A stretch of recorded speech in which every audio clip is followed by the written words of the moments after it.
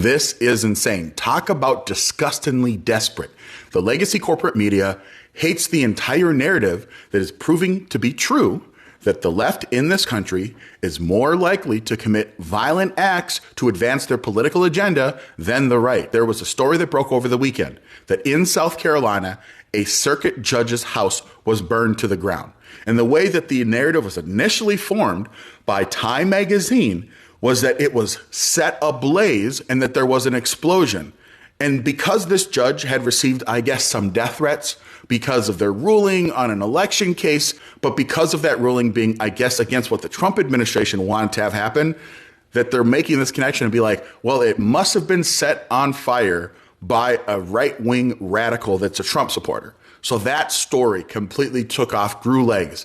Now, Nicole Wallace on MSNBC on her show went so far as to create an entire segment where she brought in different people to be like, this is what's wrong with the right. The way that the left and the legacy media are framing this story is as if it's a foregone conclusion that this was A, arson, and B, it was someone that was on the right, which are two leaps that you have to make. Now, within hours of the story going viral, the South Carolina Law Enforcement Division, SLED, came out with a statement saying like, hey, based off of the preliminary evidence, we don't believe that this was arson. We obviously have to finish our investigation, but the story that was running wild was that this was a right-wing extremist attack is not supported by any evidence at all. And it turns out that most likely it was like some type of propane failure and it just blew up and then it started this giant fire. The legacy media, they are so desperate, disgustingly desperate to push a narrative that violence happens on the right, and it's actually more likely that political violence will happen on the right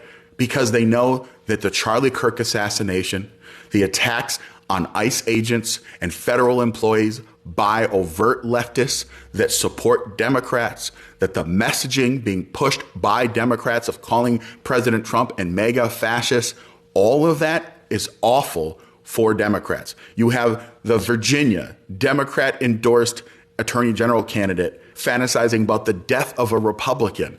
All of that combined together looks pretty bad for the Democrats, doesn't it? So there you go. This is a right-wing extremist attack against a judge that was critical of President Donald Trump. That entire narrative is made up. It's not actually supported by any real evidence, and shame on every legacy media outlet that pushed that narrative.